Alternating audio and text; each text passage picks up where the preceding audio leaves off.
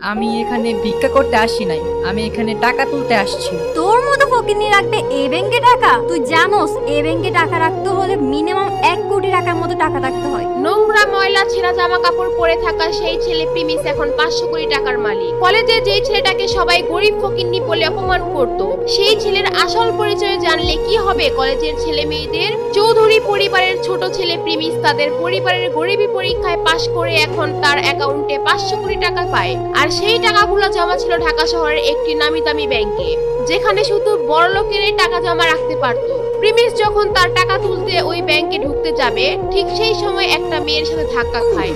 আর ঠিক তখনই sorry ma'am, আমি আসলে দেখি নাই। কি রে, তুই কানা নাকি? চোখে দেখোস না? আর ওয়েট, এখানে কি করোস? এইটা ব্যাংক, এখানে দান খয়রাত করা হয় না। ভিক্ষা করার জন্য রাস্তাঘাট আছে, ওইখানে যা। এই ব্যাংকের মধ্যে কি? ম্যাডাম, আপনার কোথাও ভুল হচ্ছে। আমি এখানে ভিক্ষা করতে আসি নাই, আমি এখানে টাকা তুলতে আসছি। তোর মতো ফকিনি রাখবে এই ব্যাংকে টাকা? তুই জানোস এই ব্যাংকে টাকা রাখতে হলে মিনিমাম 1 কোটি টাকার মতো টাকা রাখতে হয়, আর না হলে এই ব্যাংকে টাকা রাখতে পারে না। আরে আমি তোর মতো ফকিনির সাথে কেন কথা বলছি? সিকিউরিটি। মেয়েটি সিকিউরিটি বলে চিল্লাতে থাকে। আর ঠিক তখনই ওইখানে হাজির হয় ব্যাংকের ম্যানেজার ইয়াসমিন। ম্যাডাম, কি হয়েছে আমাকে খুলে বলুন। আপনাদের ব্যাংকে কি এখন আপনারা বস্তি পোলাবেনদেরকেও কি টাকা রাখার পারমিশন দিচ্ছেন? এদের মতো ফকির মিসকিনরা এই ব্যাংকে কিভাবে ঢুকে? আমি আপনাদের ব্যাংকের নামে রিপোর্ট করে দিব। Madam, we are very sorry. এমনটা আর হবে না ম্যাডাম। এবারের মতো কিছু মনে করেন না, আমরা বিষয়টা মাথায় রাখবো।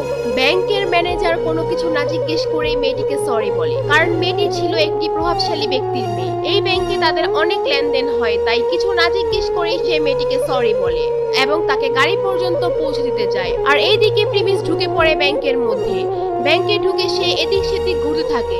সে আগে কখনো ব্যাংকে আসেনি, তাই সে কিছুই বুঝে উঠতে পারে না। আর এইদিকে ব্যাংকের ম্যানেজার ইয়াসমিন ব্যাংকে ঢুকে প্রিমিসকে খুঁজে থাকে তাকে বের করে দেওয়ার জন্য।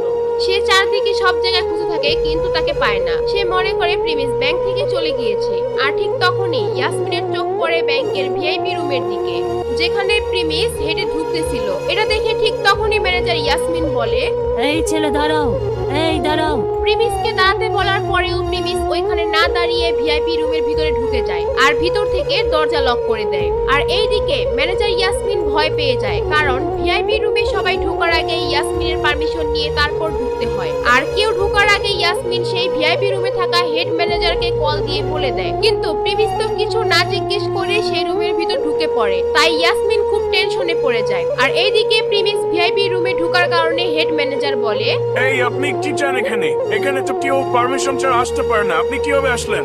আমি